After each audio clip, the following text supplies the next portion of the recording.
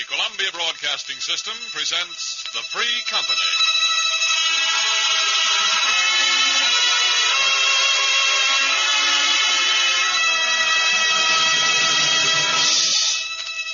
For what avail the plow or sail or land or life if freedom fail?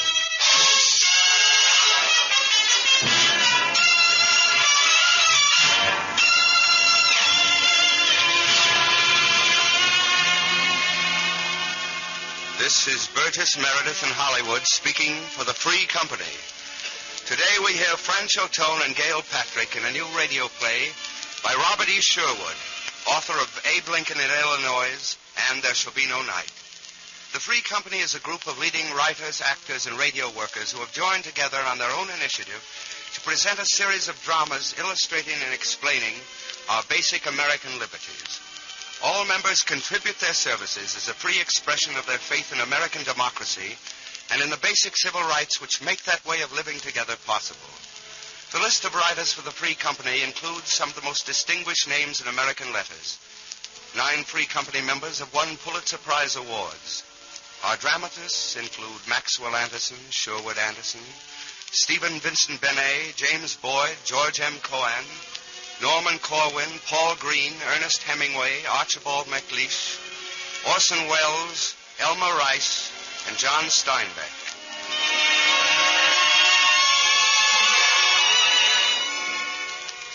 Today, Robert E. Sherwood's play, An American Crusader, seeks to honor the memory of a man who fought against cruel odds for freedom of speech and for freedom of the press. His name was Elijah Parrish Lovejoy. He lived more than 100 years ago when our country was in a period of growing uncertainty and fear, increasing doubt of the permanence of our institutions. Americans in Lovejoy's time could be heard saying many of the same things that we hear today. People are hollering about the need for national unity, but there ain't no such thing. We've got to abolish slavery. There can be no compromise with evil. If we keep on the way we're going, we'll be in war, and that'll mean the end of democracy. What this country needs is sound money. This new doctrine of President Monroe sounds good on paper, but it won't work. The trouble with this country is we're getting mixed up in the politics of Europe. The trouble with this country is...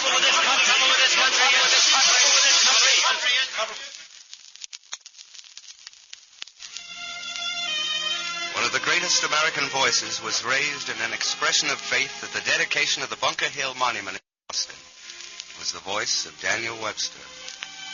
If the true spark of religious and civil liberty be kindled, it will burn.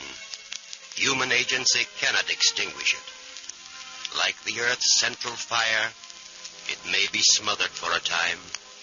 The ocean may overwhelm it. Mountains may press it down. But its inherent and unconquerable force will heave both the ocean and the land, and at some time or other, in some place or other, the volcano will break out and flame up to heaven. So spoke Daniel Webster, and his words burned into the soul of young Elijah Lovejoy, who had gone from his native Maine to the Theological Seminary in Princeton. The day before his graduation, he is called to the office of Dr. Guthrie, the Dean of the Seminary. Ah, Mr. Lovejoy, I'm glad to see you. Do sit down. Thank you, sir. I wanted to have a word with you before you leave us. I knew there would be no time in the midst of tomorrow's ceremonies. Of course, like all the others, you'll be glad to be out of this stuffy, scholastic atmosphere. I'll never stop being grateful to you, sir, for your kindness, your understanding. I hope you really mean that, Mr. Lovejoy. I shouldn't say it if I didn't mean it, Dr. Guthrie. No, I'm sure you wouldn't. I've observed that you're one who isn't afraid to speak his mind. I believe you'll make a great name for yourself as a minister of the gospel. Dr. Guthrie, I have a confession to make. I'm eager to hear it, Mr. Lovejoy. I'm not going to preach the gospel. At least not from the pulpit. But tomorrow you'll be ordained as a minister. You've been working hard for years to reach that goal. I know it, but there's a great battle going on. A battle which will decide whether freedom and slavery can continue to exist side by side in the same country, in the same world. I want to join in that fight. And how do you propose to fight, and where? I have an opportunity to become editor of a newspaper in St. Louis, Missouri. That's where the fight's strongest. You feel I'm making a mistake. Naturally, I'm disappointed. I've been a minister of the gospel all my life. For the past 30 years and more, I've been instructing young men like yourself in the Word of God. And you taught it well, Dr. Guthrie. So well that you filled me with a desire to preach it. Not only from the pulpit, but in the marketplace, in the streets, on the farms, and across the great waters. For the Word of God is the promise of justice to all men, equality for all men, freedom for all men by God's will. I know I can say these things in the church to pious people, but I believe I can say them more strongly through the press, the free press.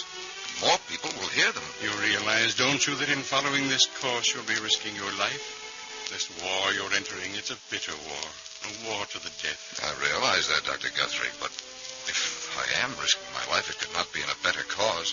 That is no more than the truth, Mr. Lovejoy. May God give you strength in the battle that is ahead.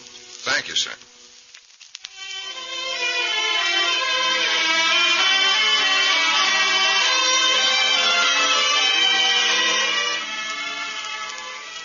Elijah Lovejoy went to St. Louis.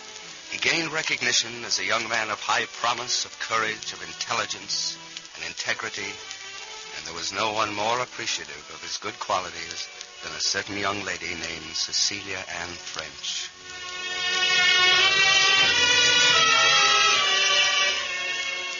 Good morning, sir. Good morning, miss. What can I do for you? We want a marriage license. Well, I suspected as much, seeing as this is the Marriage License Bureau. Name, please.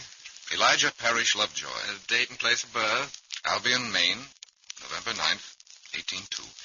And the lovely bride. Celia Ann French, born right here in St. Louis. You don't have to say when. Your occupation, Mr. Lovejoy? I'm a minister of the gospel. And I'm editor of the St. Louis Observer. Oh, I thought I'd seen your name somewhere. Been having a mite of trouble, haven't you, Mr. Lovejoy? Yes, a little. Well, I guess everybody is these days. Here's your license. I wish you both luck. Thank you. Thank you.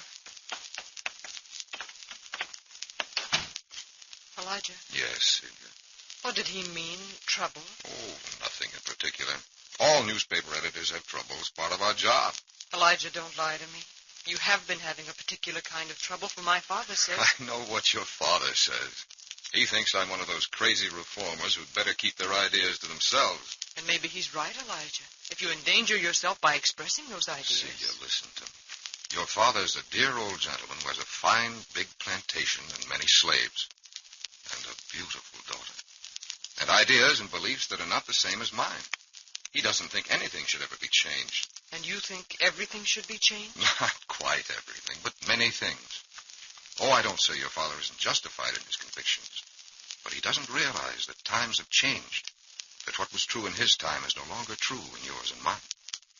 He helped shape and build his world, as you and I must shape and build our world, Celia. But if it means danger and trouble. There is always danger and trouble when men battle for truth. Celia, darling, I love you more than anything in the world except one thing. And that one thing? Man's liberty. But that's only an idea. Not an idea, Celia. An ideal. An ideal for which men have fought and died since the beginning of history. It's a never-ending battle, for in every generation there's a new threat, a new menace. And it must be met, no matter what the cost. I'm not sure that I understand. And I'm a little frightened, too. Oh, Elijah, promise me. Promise me you'll keep out of danger for my sake. I promise to love you for as long as I shall live. Be content with that, darling. And right now, let's forget everything except the one important fact that we're going to be married.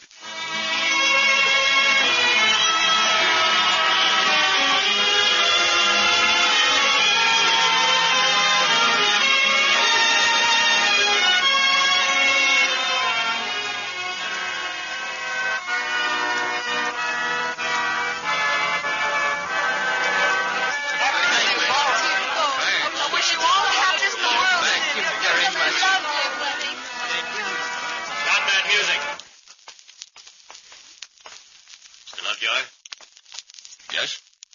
What is it? My friends and I here are sorry to break in on your wedding party. Well, what do you want? We want to wish you happiness, Mrs. Lovejoy. Why, that's very kind of you. And we want to wish you a peaceful life. Yes, Mrs. Lovejoy. It'd be too bad to see a nice young bride like you turned all of a sudden into a widow. What do you mean? Get out of here. Now, don't start any trouble, Mr. Lovejoy. We mean business. Let us hear what they have to say, Elijah. That's good advice, Mrs. Lovejoy. Come on, then. What is it you want? We want to tell you we don't like your newspaper, Mr. Lovejoy. And we're telling you in the interest of your health, you better get out of St. Louis. Get out fast. Move to some district where your opinions are more popular. Have I been printing anything that's false? We're not here to argue that point. We're telling you to get. We've given you fair warning, Mr. Lovejoy. That's all. Come on, boys. Oh, Elijah. I'm sorry this happened, darling. Is this what you meant by the battle for truth? Yes, this is what I meant.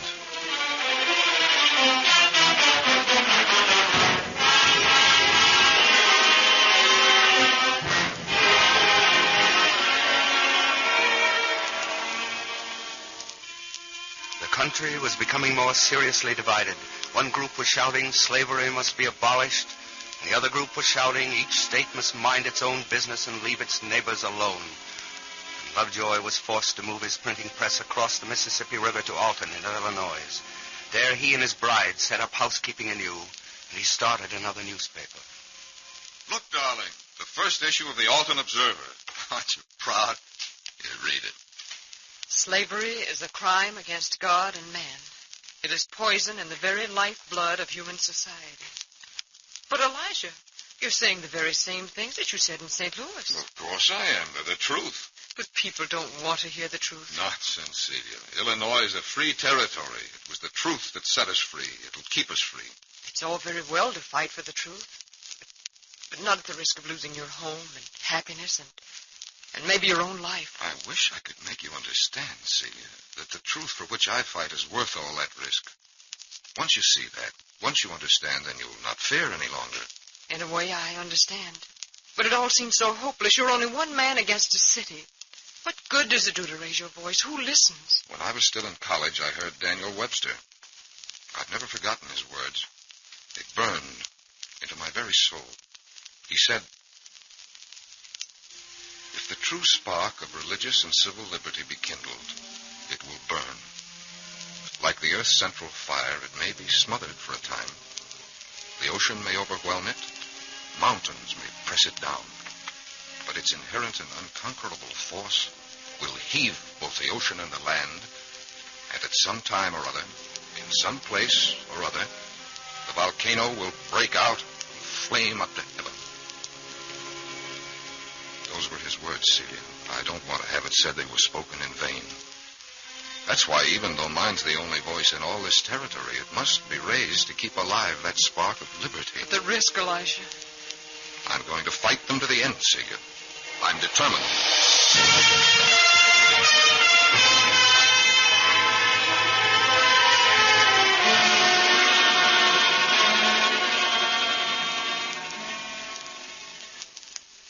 This, Jake. What is it? The new newspaper. Read that. Slavery is a crime against God and man. Well, who's printing that disgraceful inflammatory... It's that young preacher that just moved in. Name of Lovejoy. I say, he's the fellow they threw out of St. Louis. Sure he is. He ain't got no right to print such stuff. That's war talk. That's precisely what it is, trying to stir up trouble. As Judge Douglas says, he's trying to inflame the passions of men. If you let people like that go on talking, and worse, printing their opinions, why, we'll end up in war, civil war. Well, since we seem to be agreed, the next question is, what do we do about it?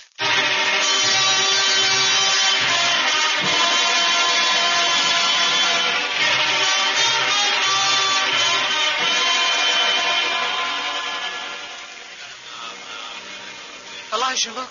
There's a mob of men coming up to the house. Men with torches. Oh, darling, I'm frightened. There's no need to be, Celia. What are you going to do? I'll go out to talk to them. Oh, Elijah. I'll be all right, my dear.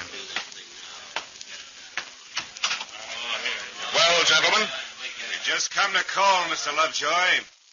To tell you won't be needing to go down to your newspaper office tomorrow.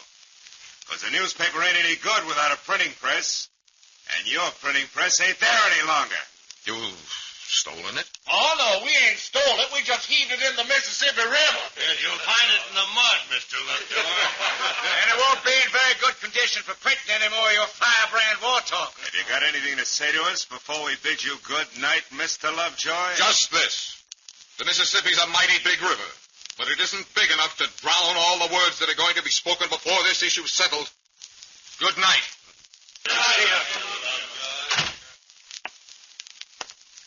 You're all right, Elijah? Yes, dear, I'm all right. But I'm silenced. Oh, you should have listened to your father, Celia. Never married a crazy reformer with no gift for anything but antagonizing people. Will we have to leave Alton now? I don't know. I don't know where we could go or what we could do. We haven't any money left. Does it matter, darling? Yes, it does matter. We can't let them beat us this way. But what's the use of going on, Elijah? Yours is only one voice crying in the wilderness. All the more reason why my voice must be heard then.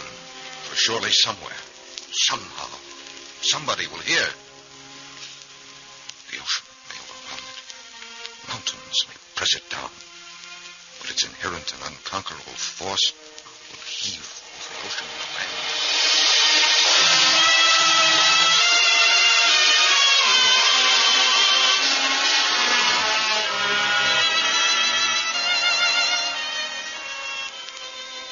And there were some who heard, even in Alton. Some who knew Lovejoy was fighting the good fight. And some, too, who knew that he could not fight alone. Mr. Lovejoy? Yes, Dr. Mackler. I believe you know these gentlemen, Mr. Struther, Mr. Callahan, Mr. Enton. How do you do, gentlemen? How do you do, sir? We've come to you on behalf of certain citizens of this town. Citizens who've come here from all parts of the country, north and south. We represent all sorts of political opinion. But we are united in our devotion to the principles of our Constitution, including freedom of speech. Well, I'm glad to hear those principles have not been totally forgotten by all Americans. I'm from South Carolina, sir. My family have been slaveholders for generations. But I believe in the words of Voltaire. I disagree with what you say, but I will defend with my life your right to say it, sir. Thank you, Mr. Struther. You're a real patriot. As we all are, I hope. We've taken up a collection sufficient to buy you a new printing press, Mr. Lovejoy. We wish you to resume publication of your paper. And if that scalawag mob comes around again, call on us. We'll help you fight them. Are you ready to fight for freedom, Mr. Callahan? I'm an American of Irish descent, Mr. Lovejoy. Need I say more? No, you need say no more, or any of you. Gentlemen, this is an act of great generosity and great faith. I shall do my best to justify it.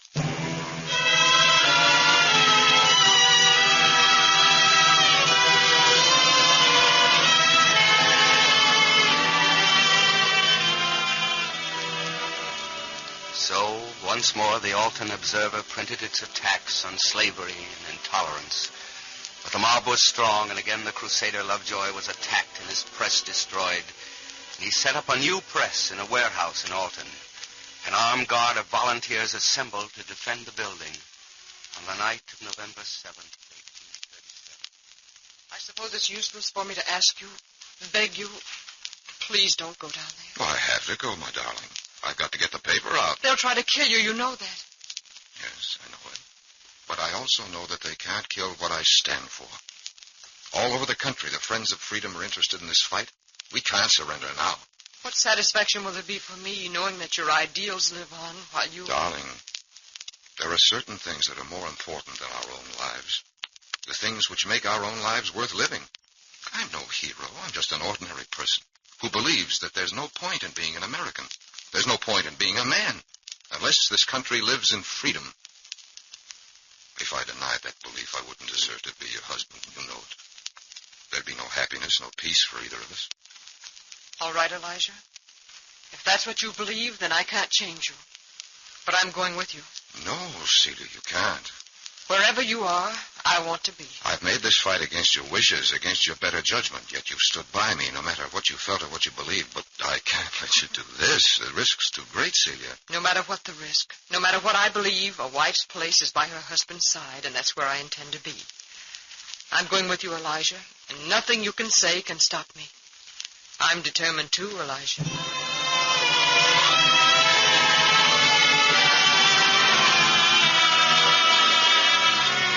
We've got to stop Lovejoy from printing that filthy sheet of his, and we've got to stop him now. That's right. We can't let him get away with this radical talk any longer. Destroy his press. Burn his warehouse, I say. Warehouse. They've got the warehouse gone. Yeah, but there's only 5 or 6 men at most. We got 30. And we got guns and we can shoot them. We gotta get that Lovejoy. We gotta prove to him that guns are what talk. They talk louder than words. Guns that'll stop his words. Yeah, that's it. Kill Lovejoy. That's the only way to stop him. Kill Lovejoy. Then you're with me, men. Show me with you. His war talk is being heard all over the country. He's getting people inflamed and excited everywhere. There's only one way. Kill him and silence him once and for all. All right. Do we do it now, or do we let Lovejoy go on printing his rotten paper? We'll do it now.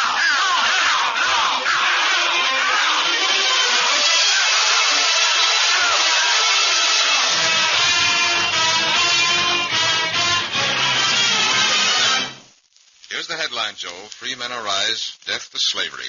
And the subhead, our forefathers fought for liberty, so must we. If we print that, Mr. Lovejoy, this press will go into the river like all the others. Just the same. Go ahead and print it. Where's the rest of that copy, Celia? Right here, darling. Thanks. Ready, Joe? Sure, Mr. Lovejoy. All right, let's get on with the editorial. The Declaration of Independence. Elijah. Lovejoy. Yes. Lovejoy. Yes. There's a mob of men out there. They're armed and they're surrounding the warehouse. What should we do? Lovejoy, we want you to come out of there. We're holding our fire for 1 minute. If you ain't out by then, we're coming in. Elijah. Oh, Celia, I should never have let you come. Now I've no choice but to yield. Not because of me. Yes, Celia, those men out there are desperate men. They have guns. They mean to use them. Your life's in danger here. It's all my fault. I won't let you take the risk. I'll go out. Elijah, once you said you were not afraid to die. Then neither am I. Celia.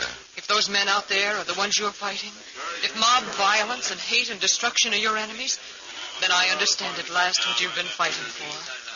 Elijah, go on with your editorial. I'm giving you one last warning, Lovejoy. You better come out. You're not going out, Elijah. You're going to show them that not even guns can stop you. Celia, you're wonderful. Callahan, return that fire. But shoot over their heads. We don't want any bloodshed. I'll tell the boys. All right, Joe, once again. The Declaration of Independence said to the people of this nation, the whole world, we hold these truths to be self-evident. That all men are created equal. That they are endowed by their Creator. Life, liberty. They can't shoot.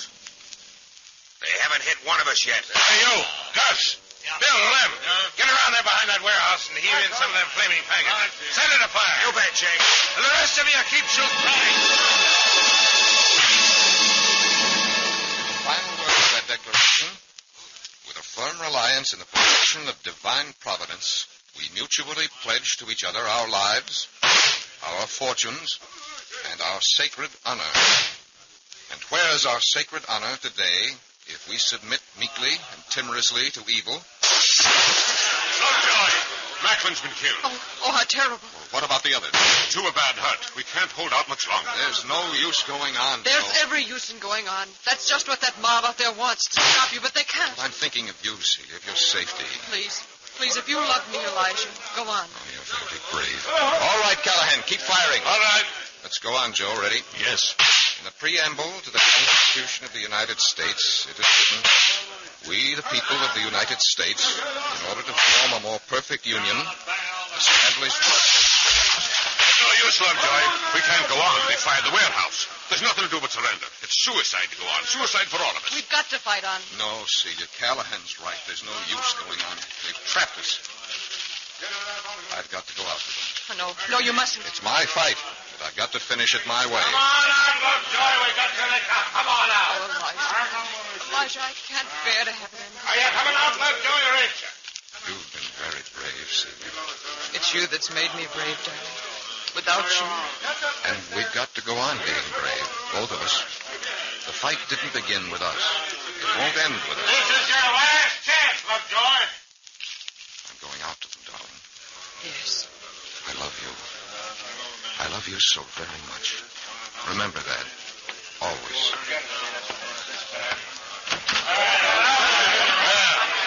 It's about time, Lovejoy. There's no use continuing your useless murder, gentlemen. You've succeeded. You bet we've succeeded, and that ain't all. Once again, you've succeeded in suppressing freedom of speech. Oh, what's that? We thought you'd learned your lesson, Lovejoy, but I guess you're slow to learn. Huh? Big bullets to learn here. We've gone on and on with your war talk. Now we're going to put an end to it once and for all. Do you really believe that guns can suppress freedom of speech? We can certainly suppress you, and that's all we're after. If you believe that in suppressing me, you suppress the beliefs and the ideals for which I stand, then I pity your ignorance. What's the use of letting him go on talking? Why don't we get it over with? Let me say this one thing. If preaching the gospel of freedom is a crime in this land, then I'm a criminal and I'm ready to die. Other men have died for that same gospel. And God willing, there'll be men who come after me, willing to die. Let him have it, Jake. As long as you're ready, Mr. Lovejoy. I'm ready. So be it.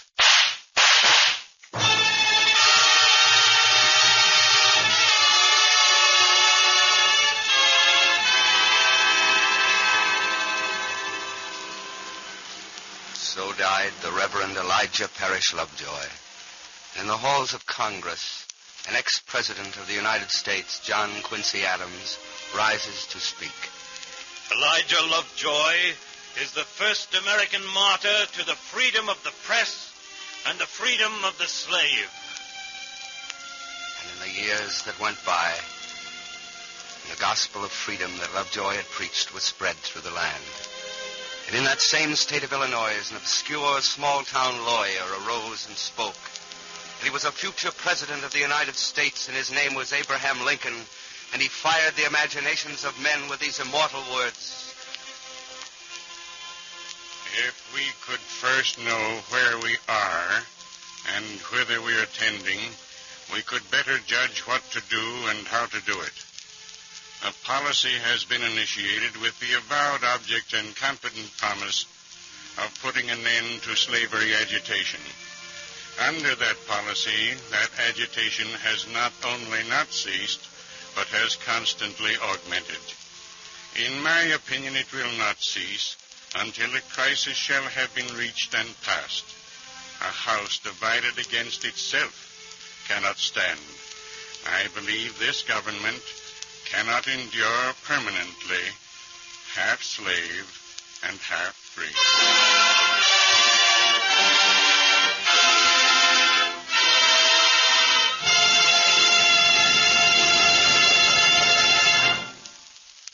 As Elijah Lovejoy gave his life for freedom, so did Abraham Lincoln give his life for freedom. The Union was saved, and this nation did endure, all free. Today, the freedom Lovejoy fought for, freedom of the press, is increasingly denied as the enemies of all human liberty march to victory after victory.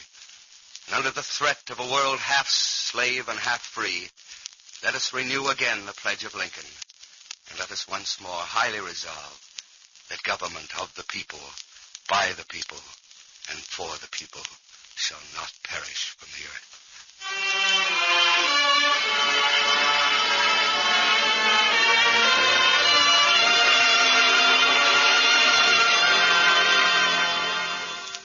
Francho Tone and Gail Patrick, soon to be seen in MGM's Love Crazy, as well as the author of today's drama, Robert E. Sherwood, joined the Free Company under chairmanship of James Boyd, contributing their services without payment.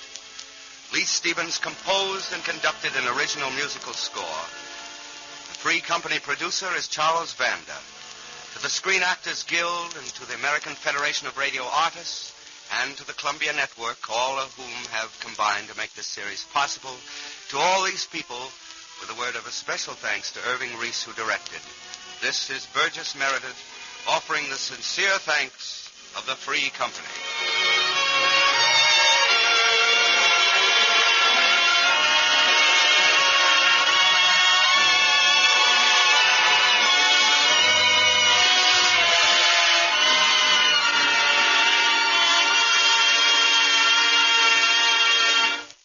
All those who enjoyed Mr. Sherwood's play this afternoon will be glad to know that a complete copy of the broadcast has been printed for distribution to listeners.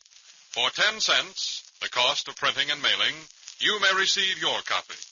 Write to the Free Company in care of the Columbia Broadcasting System, New York City.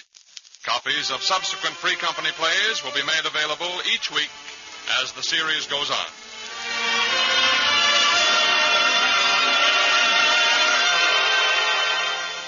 Next week at this time, the Free Company presents One More Free Man by James Boyd. with an all-star cast including Alan Dinehart, Betty Field, Elia Kazan, Margot, Dorothy McGuire, and Lionel Stander, and will be directed by Norman Corwin with music by Bernard Herrmann. This is the Columbia Broadcasting System.